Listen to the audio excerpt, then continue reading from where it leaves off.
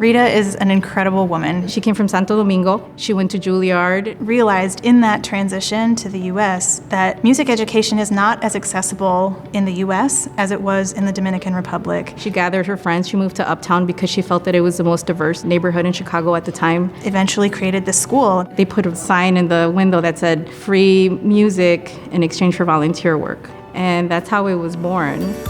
It was first come, first serve registration. So people actually camped out overnight to get into school.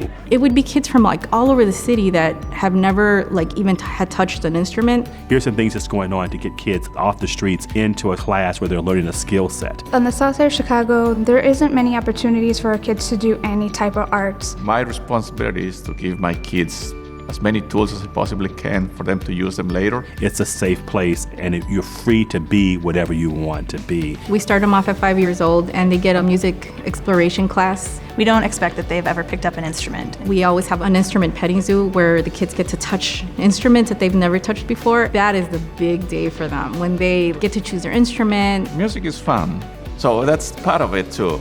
There's no fee, there's no financial cost. It being free was really awesome because, as I said, private lessons were very expensive. The only request we make is that students commit the energy and the time to learning and practicing on their instrument, and that the families commit to providing service hours to the school. We're not shy. We're like, you gotta clean the toilets today, you gotta take the garbage out. But I didn't even see it as volunteer time. We're here all the time, I'm willing to help. And so by their parents prioritizing that transportation and committing service hours to the school, they are modeling that volunteering matters, supporting a program that you believe in matters. It's like another family for the kids. Having music instrumentation coming in and helping kids to learn that gives them a skill set. They say just practicing alone gave me this discipline to do other things. Not only help them musically, but socially. Once you study music, it's going to improve maybe your mathematics skills. It's going to improve your reading skills. So those skills, those basic competencies you're creating at the People Music School carries on to adulthood.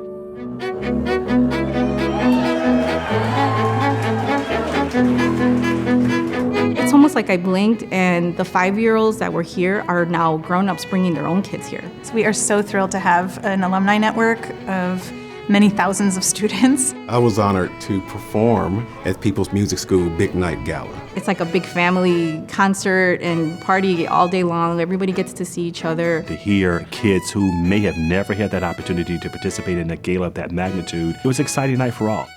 We are very proud that 100% of our students graduate from high school and 100% of our seniors go on to college. It's a critical time for corporations to get behind it and private investors to help, because this will be a lost art if we don't do something to fix it. There is only so many kids we can take once a year, and it breaks my heart when I see the piles of applications. It's about access, it's about opportunities, and I believe that the return on that makes us all better. If this program wasn't here, I don't know what we would do. Life without music would be plain and no excitement. What it means to me is that I'm getting the opportunity to be a better person in life. I would say it changed my life. It's giving me life lessons about learning to work hard. They are here to be with their friends, they are here to learn, they are here to be with a role model. If you put a shark in a small tank, the shark will only stay that small size. But once you put that same shark in the ocean, it'll grow 8-10 feet long.